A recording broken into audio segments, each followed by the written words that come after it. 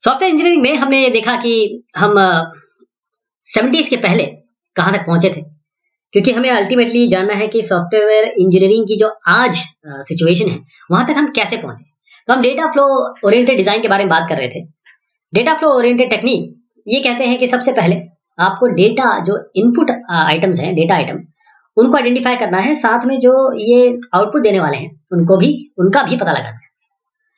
Data flow technique इस तरीके से समझिए कि आपके प्रोसेसिंग स्टेशन है जिन्हें हम फंक्शन प्रोसीजर कहते हैं, और उसके बाद उनके बीच में क्या आवागमन हो रहा है। अगर मैं इस तरीके से बताऊं कि आपके फंक्शंस हैं दो और इनके बीच में किस तरीके से डेटा का आदान प्रदान चल रहा है, डेटा फ्लो टेक्निक इस पे बहुत ज्यादा ध्यान देती है। दूसरा कि एक जेनेरिक टेक्निक है। जेनेरिक का शाब्दिक अर्थ क्या हुआ कि ये किसी भी सिचुएशन में लागू हो सकती है, केवल ये सॉफ्टवेयर के लिए नहीं है, ये किसी भी वर्किंग सिस्टम के लिए आप डेटा फ्लो टेक्निक लगा सकते हैं। एडवांटेज इसका सबसे इंपॉर्टेंट ये है कि ये बहुत ही सिंपल है। अब एक एग्जांपल मैं आपको दिखाता हूँ। ये एक कार असेंबली का यूनिट है। यहाँ पर आप, इससे पहले क्या हो रहा है इसको ध्यान में दीजिए। बस ये समझ लीजिए कि आपका इंजन स्टोर है, चेसी है, दोनों आपने इसमें मिला दिया, यानी कि चेसी विद इंजन आपका बन गया, यहाँ पर चला गया। कार के इंजन की बात हो रही है। उसके बाद जब ये हो गया तो आपने डोर भी लगा दिए, डोर स्टोर से ले लिया, यहाँ पर इंजन स्टोर से इंजन ले लिया, यहाँ से चेसी स्टोर से चेसी नंबर ले लिया, इंजन में चेसी नंबर फिट कर दिया या फिक्स कर दिया। फिर आप गए डोर स्टोर पे, वहां से आपने डोर्स ले लिए, फिर आपने बोला कि अभी तो ये पार्टली असेंबल्ड कार है। फिर आप व्हील स्टोर पे गए, यहाँ से व्हील ले लिया, आपने व्हील लगा दिया और फाइनली आपने कहा कि मेरी कार असेंबल हो गई है। फिर पेंट और टेस्ट कर लिया, कार तैयार, देखिए कार आ गई। अब ये जो डेटा फ्लो मॉडल है कितना आसान है, समझना आसान है, इसको किसी भी जगह फिट कर सकते हैं। फिर आया 80s में ऑब्जेक्ट ओरिएंटेड डिजाइन, ये रेवोल्यूशनरी एक डिजाइन आया, और इस टेक्निक में कहा कि जो रियल लाइफ ऑब्जेक्ट्स है, नेचुरल ऑब्जेक्ट्स है, उनके तहत सोचा जाए। जैसे एम्प्लॉइज हो गया, पेरोल रजिस्टर हो गया, जो भी रियल लाइफ चीजें हैं उनको और उनके बिहेवियर को यहाँ पर एस्टैब्लिश करने की कोशिश की गई। जैसे दो ऑब्जेक्ट्स हैं, उनके बीच में रिलेशनशिप क्या है, कंपोजिशन क्या है, रेफरेंस क्या है, इनहेरिटेंस क्या होगा उनके बीच में, इसके बारे में बात हुई। अब डेटा तो जरूरी है, लेकिन क्या है, पिछले जो तकनीक थी उनमें डेटा बड़ा ओपन था। यहाँ पर उन्होंने कहा कि डेटा का जो है वो हिडन होना चाहिए, डेटा हाइडिंग की बात हो गई यहाँ पर। फिर इतना ज्यादा एक्सेप्टेंस हुआ इसका, उसके कारण जो थे वो था सबसे पहले सिंप्लिसिटी। आप रियूजेबिलिटी, यानी कि एक कोड बनाइए उसको कई जगह रीयूज करिए। टाइम और कॉस्ट ये हमारे बहुत अच्छे से एक तरीके से मैनेज हो गया है। टाइम कम लगने लगा या फिर शेड्यूल पे काम होने लगा और कॉस्ट कम करने लगा।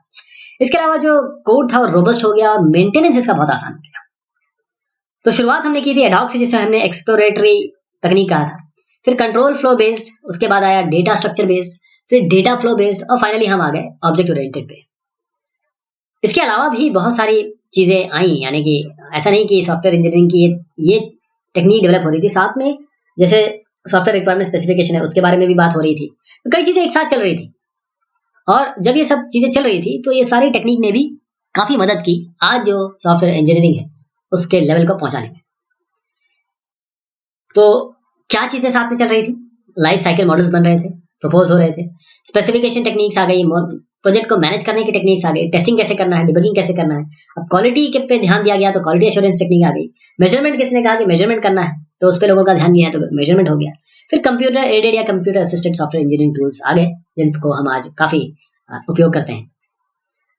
तो मैं आपको ये जरूर बताना चाहूंगा कि अंतर क्या है। जो एक्सप्लोरेटरी स्टाइल था कि मेरे मन में जो आया वो मैंने किया, उसमें, और जो मॉडर्न सॉफ्टवेयर डेवलपमेंट प्रैक्टिसेस है इसमें जो लेट डाउन प्रोसीजर वैसे ही करना है आपको, तो इसमें अंतर क्या था। पहले तो ये है कि जो आज की तकनीकें हैं वो लाइफ साइकिल मॉडल्स यूज करती हैं।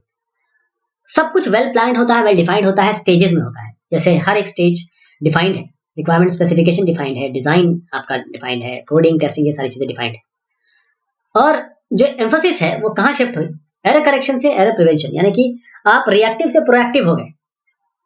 दूसरा, एरर कहाँ पता किया, एरर वहां जहां पे होने वाला है, जहां उसके पॉइंट ऑफ इंट्रोडक्शन है, वहां तक बात हो गई कि अब यहीं पे हमें काम करना है। एक्सप्लोरेटरी स्टाइल में एरर्स जो है वो केवल टेस्टिंग में पता किए जाते थे या वहीं पे पता निकल के आते थे। बट आज इस समय एरर आप हर एक फेज में निकल सकता है, कोई भी एरर हो सकता है। ये नहीं कि प्रोग्राम में एक सेमीकोलन का एरर हो गया, इसके अलावा भी बहुत सारे एरर्स हैं जो हम इस कोर्स में डिस्कस करने वाले हैं। एक्सप्लोरेटरी स्टाइल में कोडिंग, बस ये प्रोग्राम डेवलपमेंट मतलब कोडिंग, यहाँ पर कोडिंग को एक स्टेज माना जाता है, एक पूरे लाइफ साइकिल का एक स्टेज है, एक फेज है। जो ज़्यादा ध्यान दिया गया आजकल, वो आप देखेंगे कि रिक्वायरमेंट स्पेसिफिकेशन पे है। सब फेजेस डिस्टिंक्ट हैं और सारे जो स्टेजेस आए उस पे पीरियोडिक ड्यूरेशन वाइज रिव्यूज होने लगे। सिस्टमेटिक चीज हो गई तो स्टैंडर्ड टेस्टिंग टेक्निक्स भी आ गई। विजिबिलिटी बहुत अच्छी हो गई डिजाइन और कोड का। अभी विजिबिलिटी का मतलब क्या है? विजिबिलिटी मतलब अगर आप देख सकते हैं तो क्वालिटी, कंसिस्टेंसी और जो डॉक्यूमेंट्स हैं, डॉक्यूमेंट भी तो देख सकते हैं आप। पहले ऐसा नहीं होता था। पहले तो या तो डॉक्यूमेंट बनते नहीं थे या बहुत कम ध्यान दिया जाता था इन सब पे, डॉक्यूमेंट्स पे खासतौर पे। इन सब चीजों से क्या हुआ कि हमारा जो प्रोजेक्ट मैनेजमेंट है वो काफी ईजी हो गया, क्योंकि हमारे पास जब डॉक्यूमेंटेशन आ गया तो हम उसको उसके फॉल्ट आराम से निकाल सकते थे, मेंटेनेंस आसान हो गया। अब मेट्रिक्स की बात होगी, कैलकुलेशन करना है, कुछ वैल्यू निकालनी है, आप प्रोजेक्ट मैनेजमेंट अच्छे से कर सकते हैं, क्योंकि शेड्यूलिंग अच्छे से कर सकते हैं, क्वालिटी आपकी मेट्रिक्स आ गई वो निकाल सकते हैं आप। और प्रोजेक्ट आप प्लान कर सकते हैं, एस्टिमेट कर सकते हैं, शेड्यूल कर सकते हैं और मॉनिटर कर सकते हैं। और फिर आप केस टूल्स का उपयोग कर सकते हैं। तो सॉफ्टवेयर लाइफ साइकिल में अगर आप देखें, अगर इसकी डेफिनेशन पे जाएं तो इनको सॉफ्टवेयर प्रोसेसेस पे कहते हैं। तो ये सारे आपके आइडेंटिफाइबल स्टेजेस हैं जो आपके सॉफ्टवेयर के इंसेप्शन से लेकर उसके अंत तक या मेंटेनेंस फेज में जाने तक चलते हैं। जैसे आपकी सबसे पहले आता है फिजिबिलिटी स्टडी, फिर requirement analysis, specification, design, coding, testing और फिर मेंटेनेंस। तो सॉफ्टवेयर लाइफ साइकिल मॉडल एक ऐसा डिस्क्रिप्टिव या डायग्रामेटिक मॉडल है सॉफ्टवेयर लाइफ साइकिल का, जो आपको सारी एक्टिविटीज बताता है आपके प्रोडक्ट डेवलपमेंट में। प्रेसिडेंस बताता है कि सबसे पहले कौन सी एक्टिविटी आएगी, उसके बाद दूसरी एक्टिविटी कौन सी आएगी, और पूरी लाइफ साइकिल को अलग अलग फेजेस में डिवाइड कर देता है, जो कि बहुत डिस्टिंक्ट होंगे। जो अलग अलग मैं एक्टिविटीज की बात कर रहा हूँ या फेजेस की बात कर रहा हूँ, उसमें डिफरेंट डिफरेंट एक्टिविटीज चल रही हैं। जैसे अगर डिजाइन फेज की बात करें तो इसमें स्ट्रक्चर एनालिसिस एक्टिविटी ये भी हो सकती है, साथ में स्ट्रक्चर डिजाइन एक्टिविटी भी चल सकती है एनालिसिस के साथ डिजाइन। तो मॉडल लाइफ साइकिल है क्या, जो हम मैं कह रहा हूँ कि पहले 50 से लेकर आज तक जो चेंज हुए, ये एक रिटन डिस्क्रिप्शन है। रिटन डिस्क्रिप्शन यानी कि आप एक तरीके से चीजों को प्लान कर सकते हैं, उसको एक ब्लैक और व्हाइट में उतार सकते हैं। दूसरा, ये आइडेंटिफाई बहुत आसानी से आपको आइडेंटिफाई करवा सकता है क्या इनकंसिस्टेंसी है, प्रॉब्लम क्या है, ओमिशन क्या है, रिडंडेंसीज क्या है। और साथ में हर एक प्रोजेक्ट, क्योंकि हर एक प्रोजेक्ट एक जैसा तो होता नहीं, उस हिसाब से इसको टेलर किया जा सकता है, इसको काट छांट की जा सकती है। तो प्रोसेसेस ये है, जैसे मैंने बताया, आपको टेलर किए जा सकते हैं। और डॉक्यूमेंट प्रोसेस मॉडल क्या है, आपको ये पता करने में आसानी होगी कि करना कहाँ है, टेलरिंग काट छाट करनी कहाँ है। लेकिन इससे पहले डेवलपमेंट टीम को किसी प्रोजेक्ट के पहले एक लाइफ साइकिल मॉडल को अपना डिफाइन करना है या डिसाइड करना है। और उसके बाद एडहेरेंस बहुत जरूरी है, यानी कि जो आपने डिसाइड कर लिया उसके हिसाब से चलना है।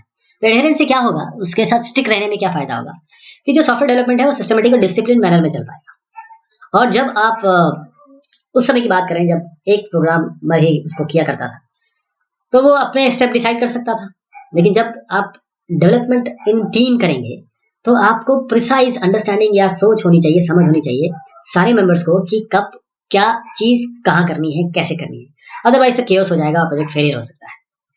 अगर प्रोजेक्ट को सक्सेसफुल बनाना है तो कभी ऐसा ना हो कि एक इंजीनियर अपने आप कोई राइटिंग कोड कर ले, कोई कहे मुझे यार पहले टेस्ट डॉक्यूमेंट बना देता हूँ, कोई कहता है देखो मैं तो फाइल स्ट्रक्चर पे काम करने लगता हूँ, कोई कहता है कि मैं तो इनपुट आउटपुट पे काम करने लगता हूँ पहले। तो ये चीजें वेल डिफाइंड होंगी तभी काम चलेगा। तो एक लाइफ साइकिल मॉडल आपको एक डेफिनेट एंट्री और एग्जिट क्राइटेरिया बताता है हर एक फेज में। तो एक फेज कब कंप्लीट होगा, जब इसके सारे एग्जिट क्राइटेरिया डिफाइन होंगे, सेटिस्फाई हो जाएंगे।